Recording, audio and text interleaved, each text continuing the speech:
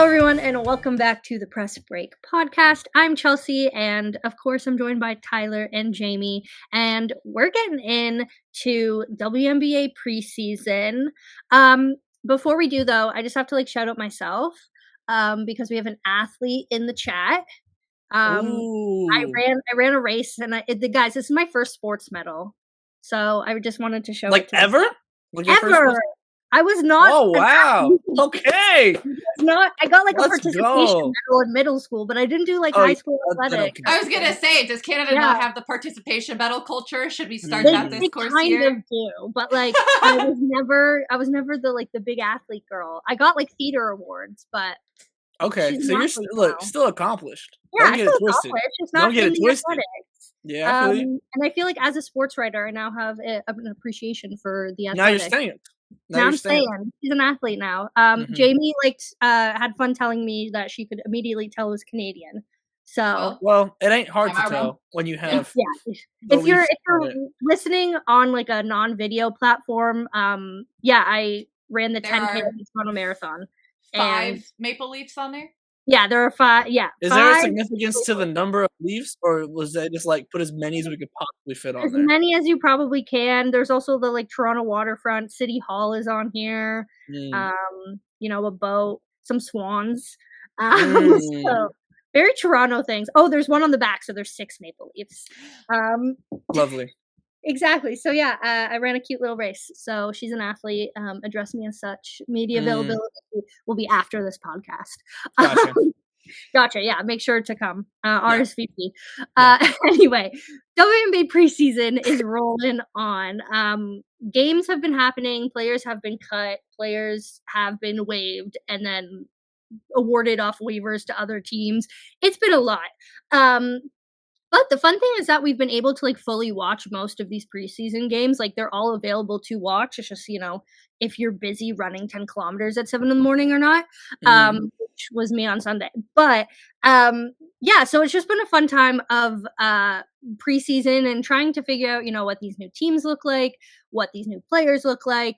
Some unfortunate injuries of the past week have kind of just put a little bit of a damper on stuff. I don't think Georgia had been announced injured when we last recorded. No, it was the day after we recorded. It was the day after we recorded, yeah. And then Katie Lou Samuelson was the other one.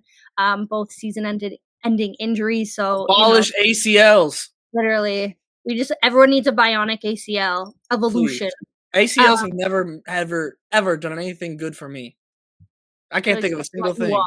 I can't think of a single thing.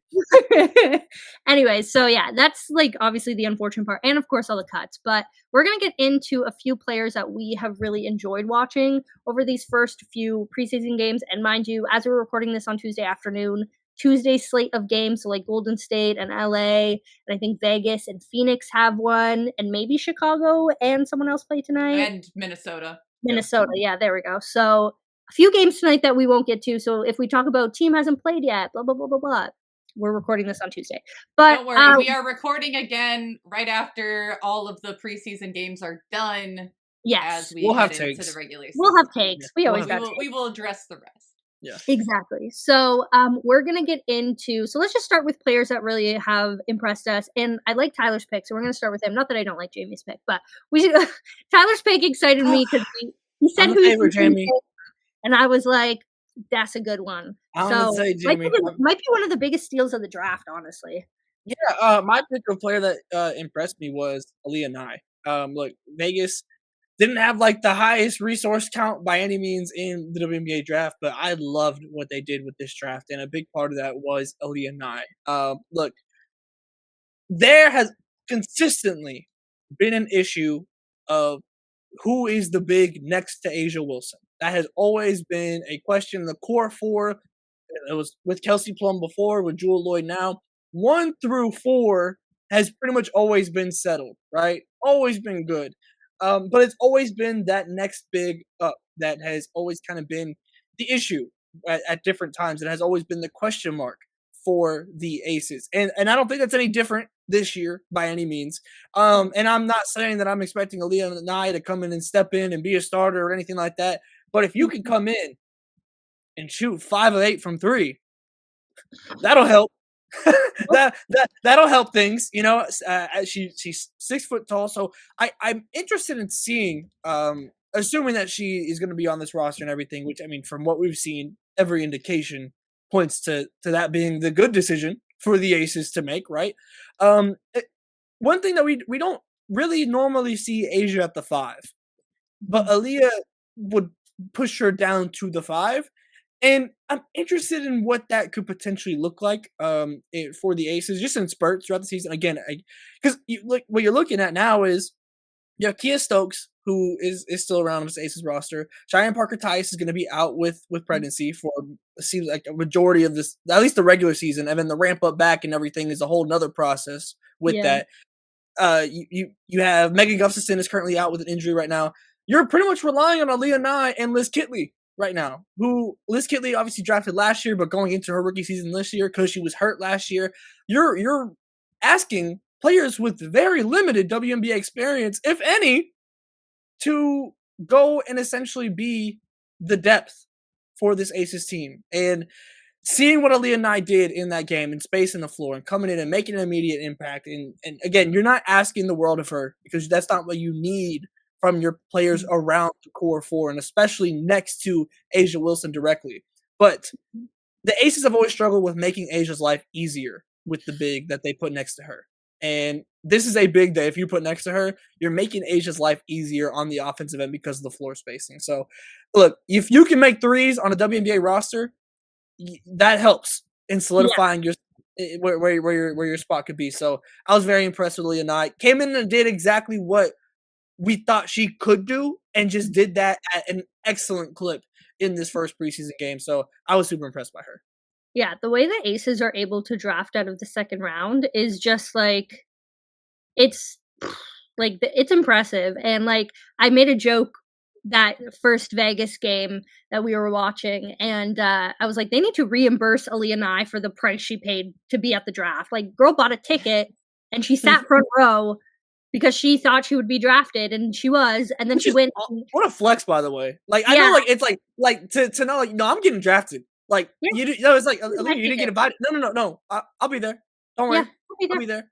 Real, I love it. Yeah, and then goes and shoots 5 for whatever it was. Yeah, 5 for 8, 6 of 11 overall. Cool. In her first game. Like, incredible. It was great. And like, exactly. Like, we always talk about it's not about like number you get drafted, but fit on your team. And like exactly everything you were saying. Like, they needed someone to come in at her position and like make an impact, because obviously now Megan Gustafson is out with an injury indefinitely. Don't really know how long her timeline is. Kia Stokes hasn't really panned out in the way that maybe they were expecting. So yeah, and then you have this new generation. You have these players now locked in. Like, they're not going anywhere next year unless they, get plucked from the expansion draft.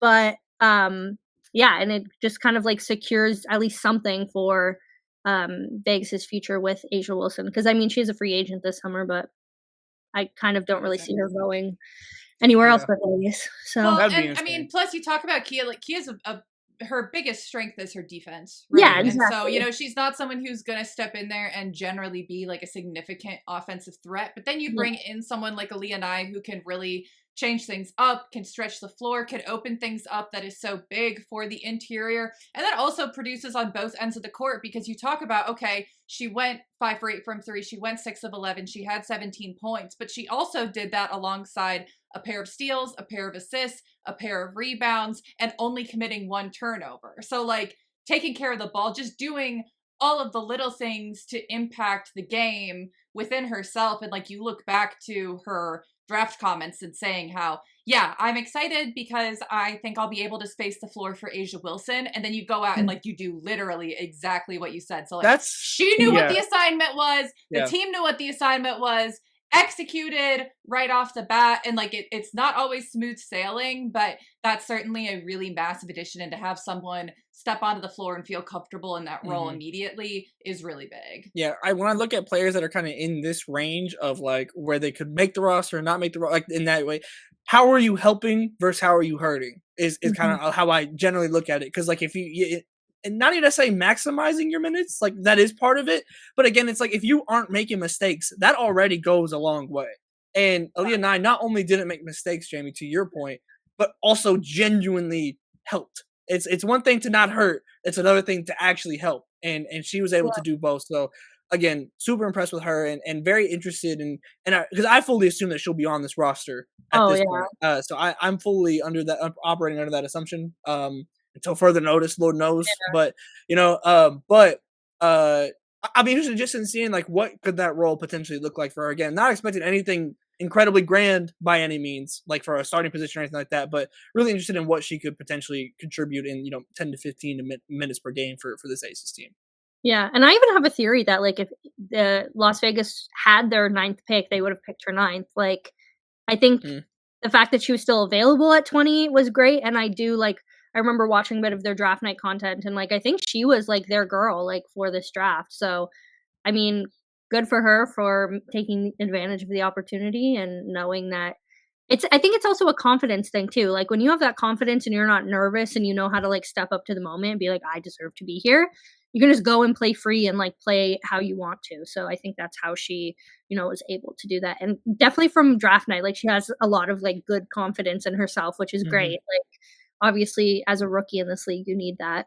But Jamie, let's switch over to you and talk about your standout from preseason over here.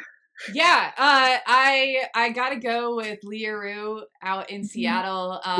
As anyone who's listened to this show knows, I am a big fan of post play, and man, this was just so fun to see her step out there, be in a starting spot that she likely won't hold during the regular season once Ezzy Magnagor's back, and some of the other pieces that Seattle doesn't quite have in there. I mean, they had Ezzy, Gabby Williams, and Dominique Malonga were all out for a rest because they had just come over. But she gets sent over to trade, ends up in Seattle, has played not even 2 seasons in the W, and has shown some flashes of being really, really good, but just hasn't had the opportunity, I think, to show all of what she's capable of. And obviously you're not going to see all of that in one game, but what we did see was really impressive. Like, I'm not even just talking the fact that she was 6 for 8 from the floor. I'm talking about the fact that she looked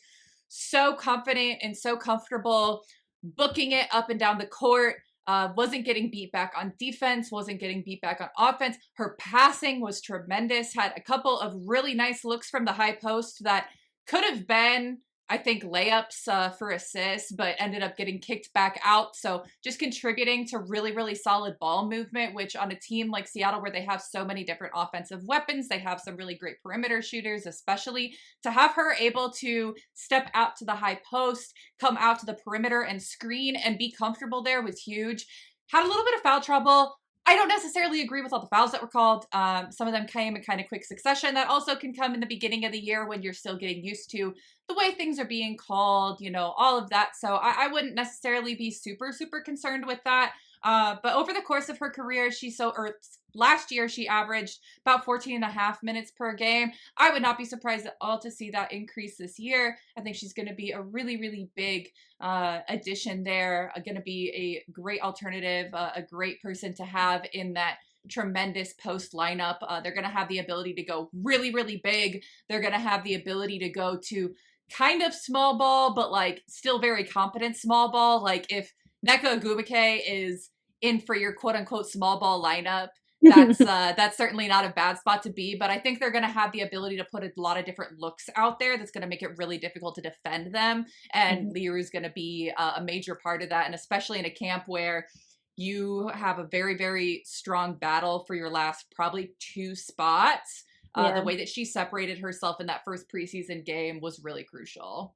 Or only preseason game for them. Yeah, only so far. You also think about the way that Seattle will probably be hit when it comes to Eurobasket time in June. You think about Gabby, Dominique, some of those players who will probably go from the front court, and then Lee kind of has the opportunity during that time to kind of like step up and be, get a few more minutes. So Yeah, definitely something to think about as these players get, like, waived and something. I do think some of them might have the chance to, like, come back during that time where some of the Yeah. European players will be heading over to Europe to play in Eurobasket, which will be fun to kind of get that look at some players that might be able to make the league next year with more roster spots.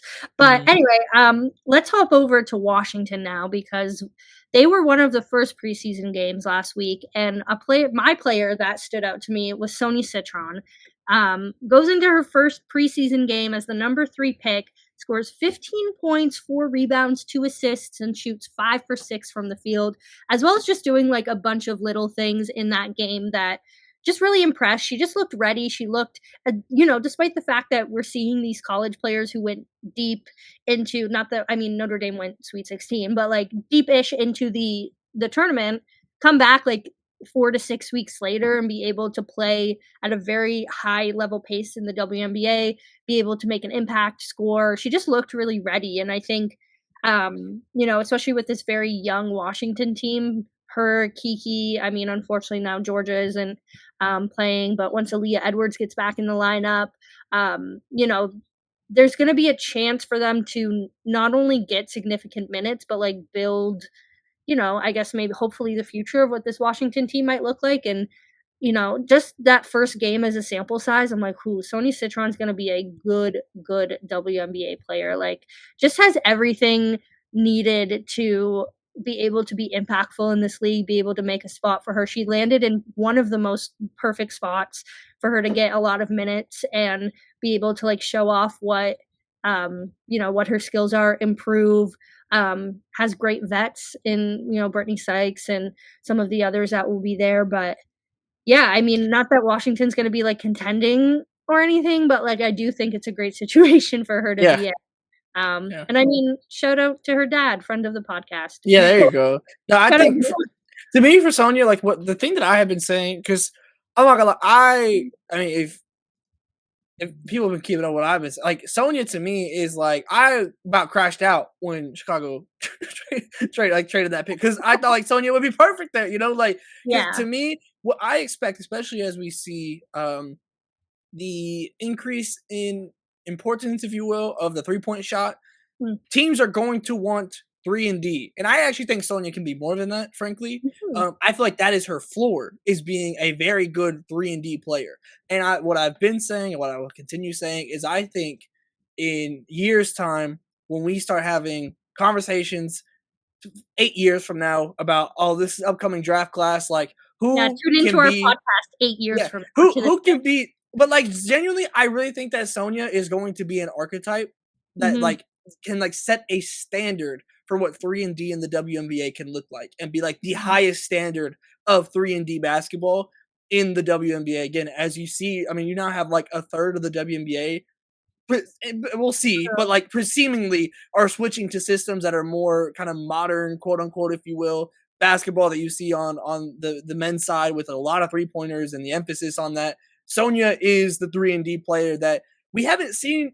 I feel like a heavy emphasis on in the WNBA. Like obviously, mhm, there's been players that can shoot the three and can play defense, but like mhm. with that archetype, you don't always. That's not a very frequent thing. And Sonia to me is the player that can like truly be the standard in like this kind of new modern WNBA of what a 3 and D player can look like. And then you get into the off ball movement, you get into like, I mean, the finishing at the rim is there too. Mhm. I couldn't be higher on her. And I felt like understandably because of how good the top 2 picks can potentially be, Yeah. like, I think the drop off in discourse happened after the number 2 pick. Like, again, you there is a high caliber at those first 2 picks, but goodness, I am such a fan of Sonia, and seeing it Yeah. immediately and, like, that immediate impact that she was able to have in that preseason game just felt very validating for the way that I feel about how she could potentially project in the WNBA. Yeah, like, it was great. Like, it's not that it's rare to see a player come in and, like, immediately look WNBA ready. I mean, a lot of these top draft picks are because they're just, like, that talented, especially in the last few years, but, it's just nice to see someone. I mean, I don't know, it's just, like, she just looked so, like, steady. I She think looked it's the manner of the way Sonia did it because her game yeah, is so different compared to, like, when you think of, like, the players that have come in and, like, even just if you look at, like, last year's draft class, right? It's yeah, very, like, quote, unquote, "superstar" players, like, that are, like flashy, very like, the emphasis of their team, whether it be Caitlyn, Angel, whoever. Like, they are the emphasis of their team. For Sonia to be able to come in and not be the emphasis, but completely belong and fit very good, into the yeah, system, fit into the way that the game was being played. She didn't look out of place at all. And so it's a different way of being pro WNBA ready compared to yeah, like some of the ways like when we think of that, we think of those superstar like ball in their hands on like the entire time type of players. Sonia isn't that. That's not her style. That's not her game. Yet mhm, was so completely and totally WNBA ready in that first preseason Like game. she's not yeah, necessarily the one being centered. She's not necessarily the one dictating their type of play, their pace Mhm. of play, but Mhm. she mhm, is so fluid, so flexible. So the word that I use all the time with some of the top prospects, some of the top players, the versatility. She Mhm. mhm, just can mesh wherever she ends up so seamlessly, and that's also part of what sets you up really well for Right. a very long WNBA career because we know it's not super common to end up in one place for your entire mhm, career, Mhm. especially with just the way the league is expanding right now. But Right. she's someone who it's like, no, wherever she lands, there is going to be a role for her and she's going to be mhm, prepared to step into it. And like those Yeah. two things are not necessarily always coexisting. No, And it's that's not really common. impressive when they are. Yeah, to It's be not common. prepared and like ready to accept that role and also to be able to step into so many Mhm. roles. yeah, Mhm. yeah, definitely love, like yeah, that was great. So, yeah, she was my player that, um was great to see, but also excited to see, obviously a lot of these contending teams, like we are saying with, Aaliyah and all these other players, some of these contending teams won't use their rookies very much, but Washington is a team, that's why I like where she landed, that she's just gonna get a lot of playing time, like, she's gonna get a lot of runs, so, it's kind of the system of how the draft works and stuff like that. Often these players get put in those situations, so great to see. We're gonna move on a little similarly to last week, but in a different way. Like now that we've seen a few preseason games, obviously, we have questions about what's gonna happen. We have queries, we have thoughts Mm. about what's going down in the WNBA.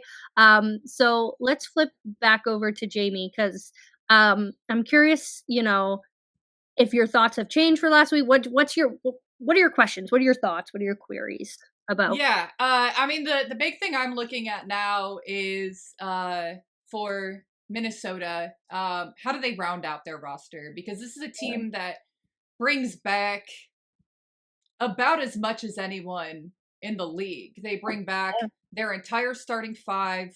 They bring back Natisha Heidemann, who was consistently one of, if not the first guard off the bench. They bring back Jess Shepard, who wasn't with the team last year, but was a really key piece for several years before that.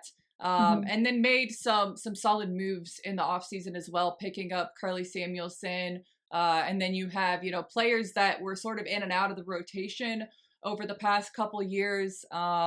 And so you've got, in camp, you have Dorky Yuhas, Alyssa Peely, Diamond Miller, all of whom were fairly high draft picks.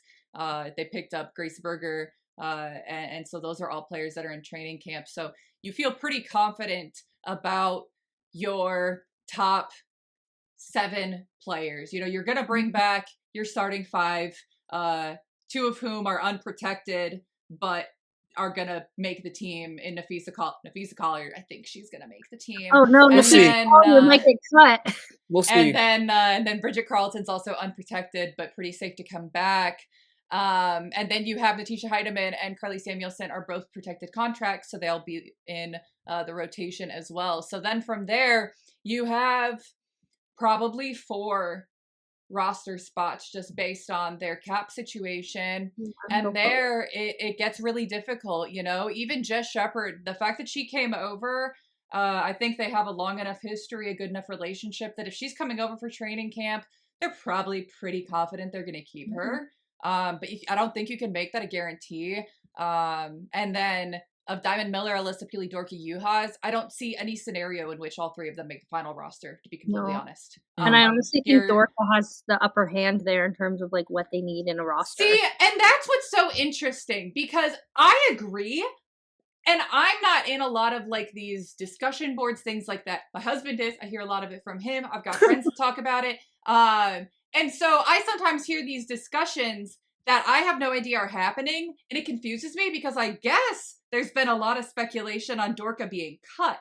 And I'm not saying it's impossible.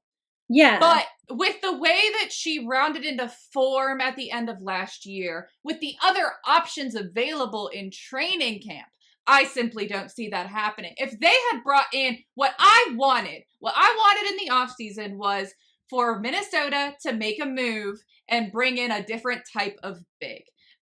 Again, referring back to our mock free agency, I traded Dorka because I wanted to bring in a stronger, more traditional back to the basket big, because she and Alana Smith are such similar archetypes. Frankly, so is Jess Shepard.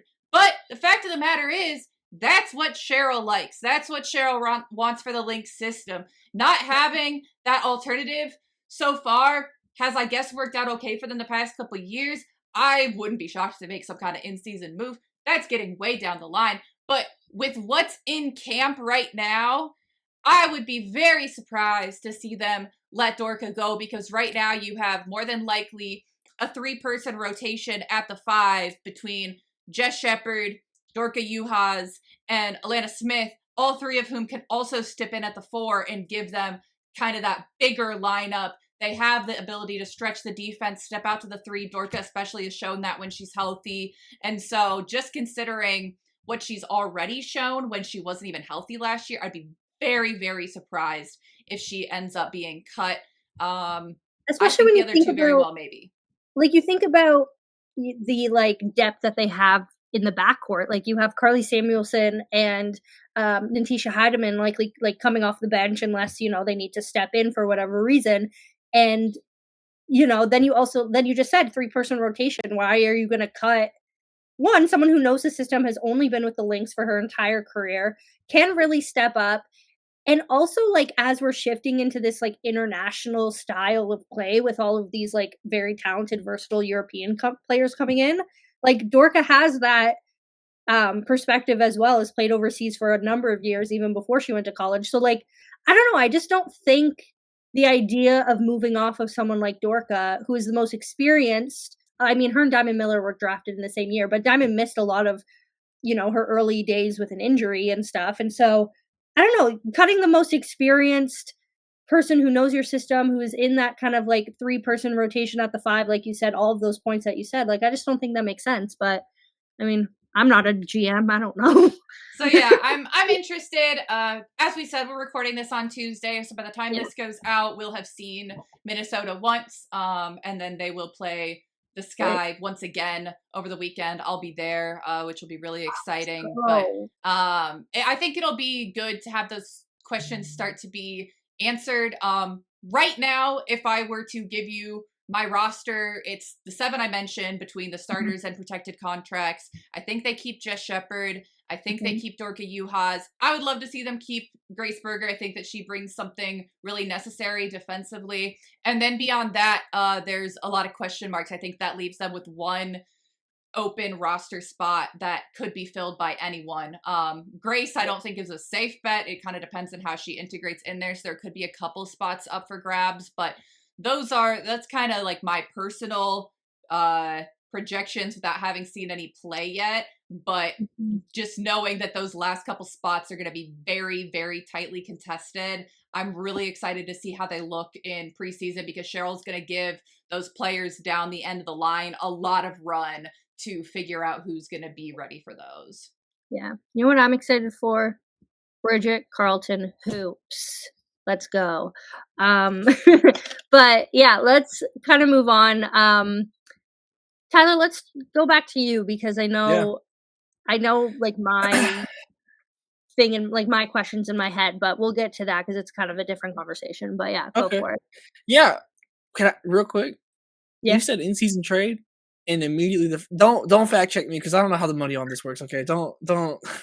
But immediately in my head, I'm like, if the Mystics are selling, you can go get Stephanie Dolson and go get some size, keep some spacing next to Fee.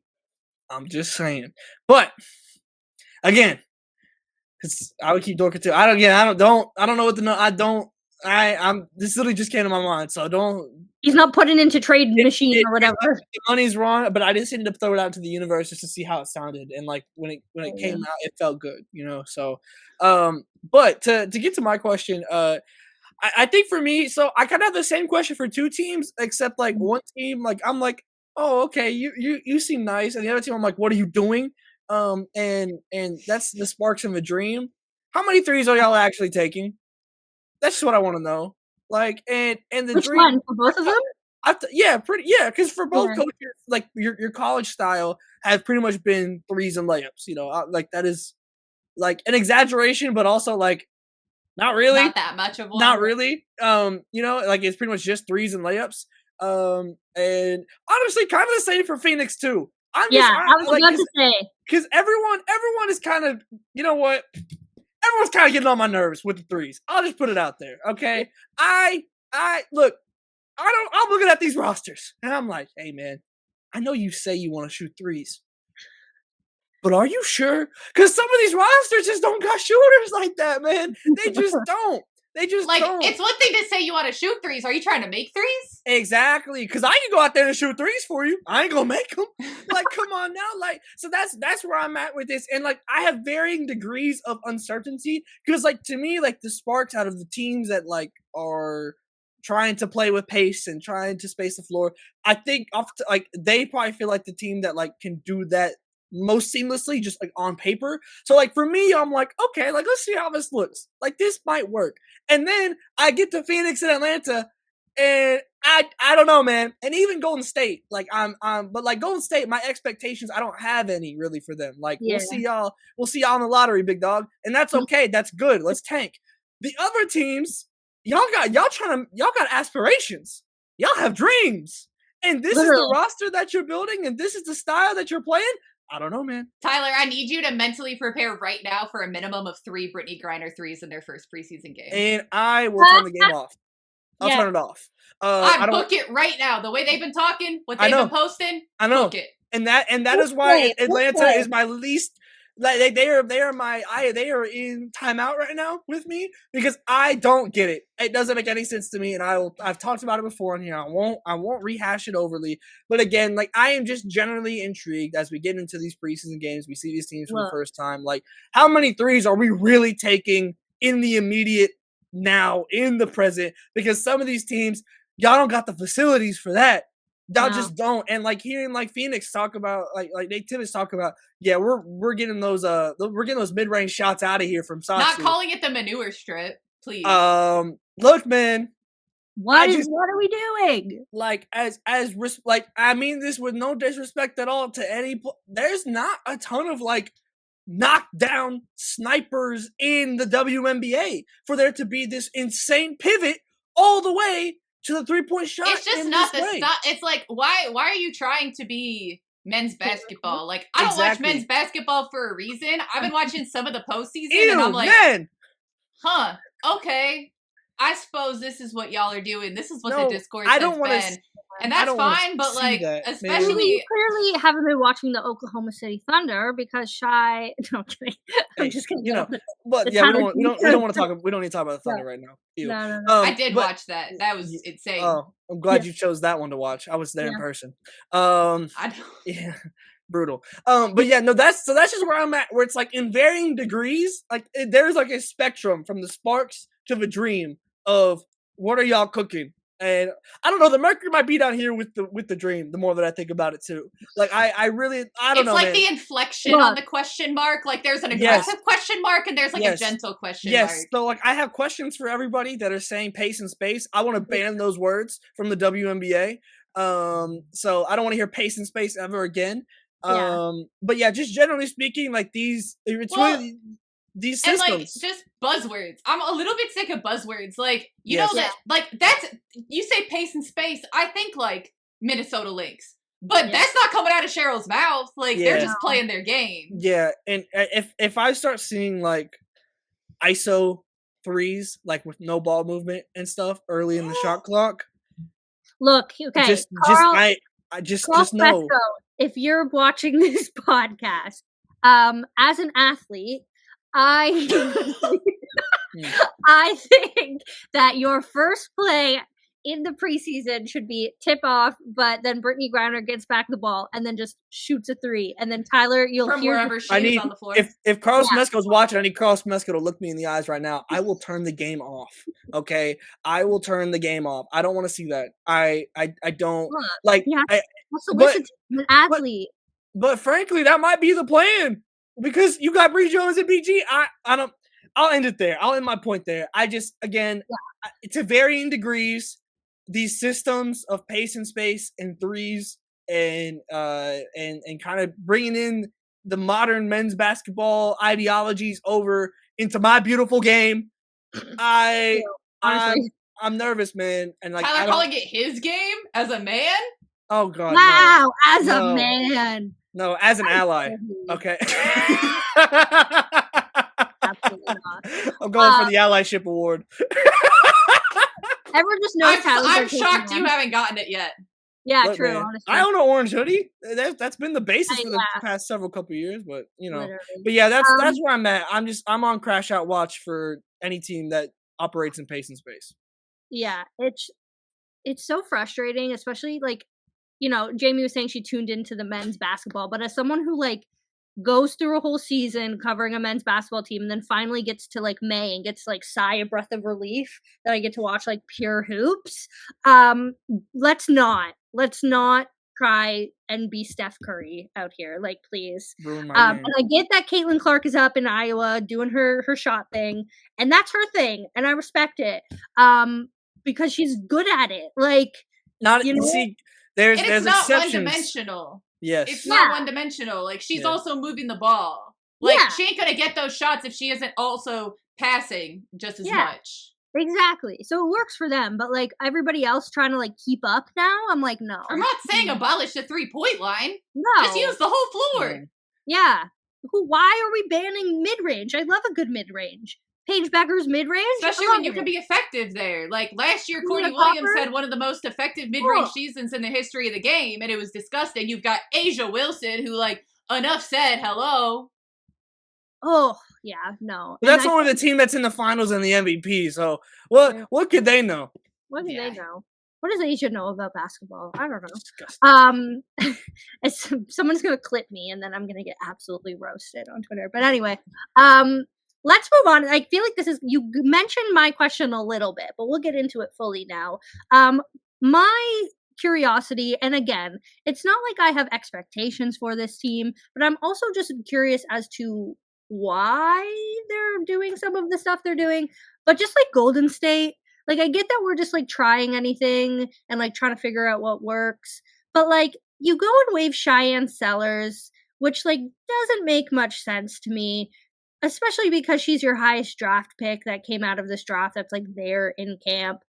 And like, I understand the idea of like bringing international players in and like, but I just like, I don't know. It's like, part of me is like, they are thinking that they want to try and contend right now, which doesn't make, because like we said, like see in the lottery, which is great because you're going to get a real good player next year. Like your franchise player is on summer vacation right now, about to go back to college. Like, so I just like Cheyenne, like I get that there was like various concerns and we don't know the whole story, but like to draft her to draft her and then cut her before you even play a preseason game.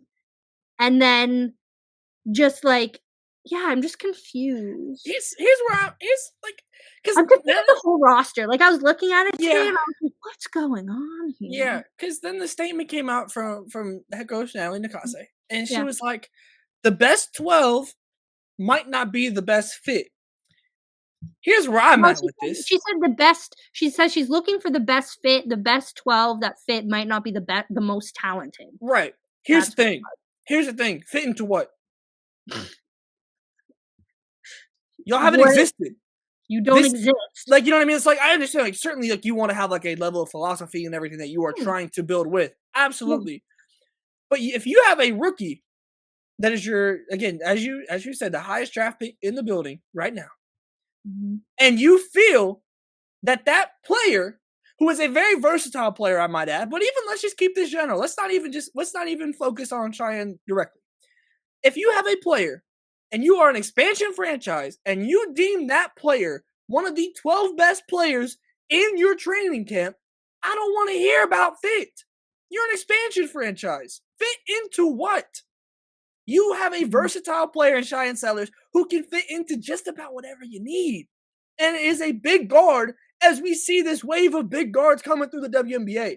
To me, from an on-court perspective, there was reports that come out saying it wasn't, like, because the initial immediate thought was, okay, is it the knee? Doesn't sound like it's the knee from everything, all the other stuff that's kind of come out in since then. I just, like, again, to me, if it was any other team, we know how rookies get dealt in this league. If it was just about any other team, I'd be like, well, that's the W for you. You're an expansion franchise. Fit into what? Like, you have a philosophy, but Cheyenne is a player that can fit into just about any.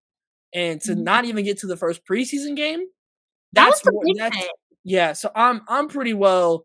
I'm lost on it. I'm glad she ended up in Atlanta. I think that's honestly an interesting fit. We'll kind of see what that might mean for, like, Tina Powell 3-point like, shooter, you know. Yeah, I honestly am more worried about Haley Jones. Absolutely, yeah, another one, like, for sure, like, absolutely. So I like the fit in Atlanta. We'll see, like, what the ramifications of that might be, but I can't get over. You only get to the first preseason game, and you're, again, if it's any other franchise, it's different. But you have you're starting from zero right now. Yeah, so I can't comprehend that.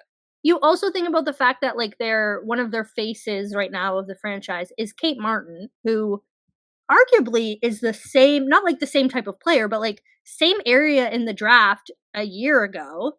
And like not saying that she didn't improve a lot in her, but like, I'm like, why?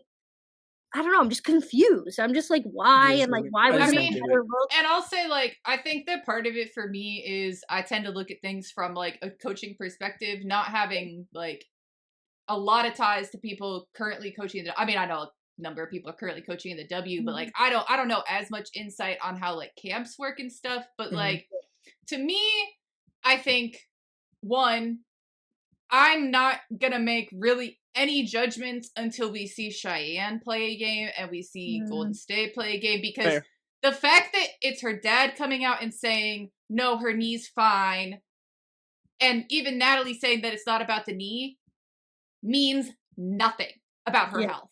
It could 100% be that they do not have full confidence in her health, or that her movement is hindered in some way, because coaches are not going to try to hurt you publicly by saying that. That is a fact. And so that could be part of it.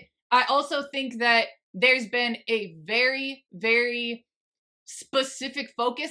I'm not saying that this is the way it should be or the ideal way to focus, but they have been very focused on having versatility, which is not a knock on Cheyenne. That would be something that goes in her favor. They've been very focused on having complete players. Again, not a knock on Cheyenne, but they're very focused on the defensive end. And so I'm not saying that any of these are not roles that Cheyenne Sellers could fit into, but I'm interested to see once she's out there on the floor, if, I don't know, if they're saying, well, on the offensive end, she's doing this, but then, for instance, she can't guard that same position on the defensive end of the floor. And again, I'm not saying that's what it is, but it could be something along those lines. And so to cut her earlier means that there's an easier chance for her to get picked up elsewhere.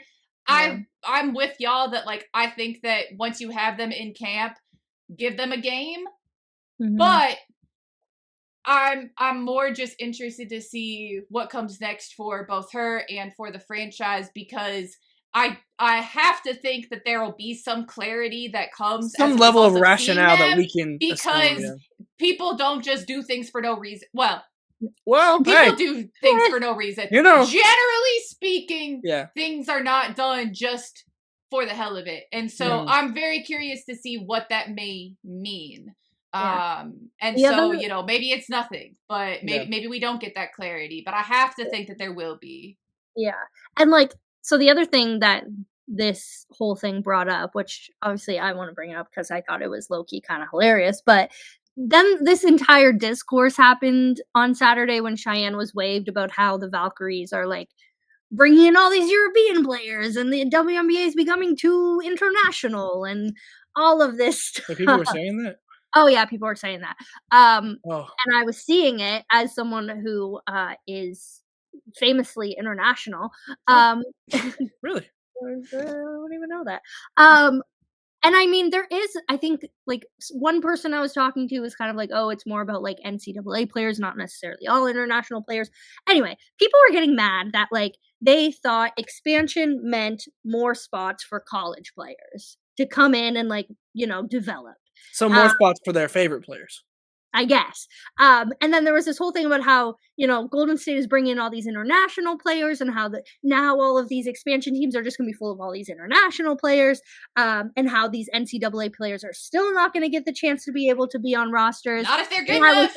I'm about to say, all I'm hearing is get your weight up. Get in the booth. It sounds like it's discourse that didn't hit my timeline because I'd be quick on the block button. I'm not interested in the opinion of casuals. I'm not interested in the opinion of people that argue in bad faith. I think that is all a BS bad faith argument, and it's not wrong for it to be brought up here. But I'm just gonna say, I don't want to hear it. Like, no, exactly. Give me some actual rationale. I will say, I think there is a valid discussion to be had about the difference in age eligibility from overseas versus domestically, because that is a major disparity. Yeah. And so that is, I think, tough in some ways, but I don't think that's the conversation that was being had. No. The whole thing was that, like, and like, not that, I don't think, there was one or two people I saw that were saying this directly, but mostly people were like, make the WNBA very more American. And I was like, let's not. Because as famously, I will say, we need to make the WNBA maybe a little less American. But I just thought that discourse was hilarious, thinking about how we're entering this phase where expansion is happening. It's happening really fast. And the WNBA is the best league in the world. We're heading into a year next year where we're getting the first international team in the WNBA. So, like, the first non-American team in a place that, as much as close as we are, like, we're touch and land up in here, like, we're very different, like, culture is different. And I'm just very curious how some of these fans are going to react to the globalization of the league. And I think, I don't know, like, obviously I don't have the answers. Obviously, I just, like, thought that discourse was hilarious because, like, as someone looking from the outside in, I'm like, what are you saying? What? You want what? But I don't know. I think that discourse was just so, I was like, it's just more like growing pains of so many more people are getting involved that just frankly don't really know what they're talking about. And so they're just like, talking to talk. The amount of Americans that travel around the world and these leagues are like, yeah, Americans come play in our league. And then when it happens the other way around, y'all are like, no. I'm like, come on. What happened to a global game of basketball? Anyways, that's my international rant. And I'm not like, I'm not going to say no hate to y'all, like, no offense, I guess. But like, yeah. Some of it's well warranted. With all due respect. Yes. There you go. There you go. That'll work. To America, unless you're mean to me. Like, I just, like, we just need to accept that basketball, especially in a league as talented as the WNBA, you want the best players in the world, no matter where they come from, no matter what leagues they played in before. And just the expansion is not just more opportunity for the Team USA development of the world, but also expansion is an opportunity to globalize the WNBA. Well, and it's also a positive because you're getting some of the international talent to actually come over from overseas, when for a long time many of them missed wouldn't, out on because a lot they of make real hoop. So much more money overseas. So it's good that it's now looking more attractive to some of this international talent, and it's good for the league as a whole. Thank you. And if you've ever look European hoops, the versatility the fact that these bigs are handling the basketball, I love it. I love it. So anyway, that was just kind of my interesting internet experience of the weekend that I was just like, what? We have lost the plot. We have lost the plot. But anyway, yeah, so that is it for this week. We have a few games coming up today. I know there's some on Wednesday as well, and then we'll get into the final weekend of the WNBA preseason. Jamie and Tyler, I've just ranted about America for a few minutes. Anything else to add before we head out? No, I think that's a great way to end this one. As you started with your athletic accomplishments, I will add that I have discovered that 29 is not too old to go play basketball at a park and blast emo music. So let's go. Huge news. Yeah, happy belated birthday to Jamie. Thank you. Victory in game 1 of what will surely be an extremely long summer series between my husband and I. So heck yeah. On the pod. Dubs only on the press break. Yeah. Dubs only. What's your athletic achievements going to be? Have we inspired you? Men need to work on their athletics more. No, I'm kidding. Look, man. We used to go to war. Now I podcast. Now oh man. All right. Well, yeah. We're in the trenches. Go touch some grass if you're still listening to this. Go shoot some hoops at your local park. You know, stop tweeting and start running. I don't know. Prince Daddy and the Hyena makes a great hoops playlist.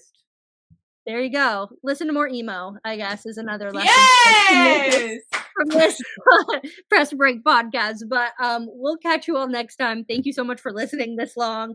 Another time where we almost yapped for an hour. But yeah, make sure to check out her hoop stats. Again, team cap sheets are very up to date on our website. So if you're wondering who's still on the roster, who's protected, who's unprotected, how much are they making, are they under the salary cap, go to her hoop stats and check out our team cap sheets because they're very good. And also a ton of great WNBA preseason previews coming out on her hoop stats as well. So make sure to check out our newsletter as well. Subscribe, all that stuff. But yeah, thank you so much for watching the Press Break. We're Tyler, Jamie, and Chelsea, and we will see you next time.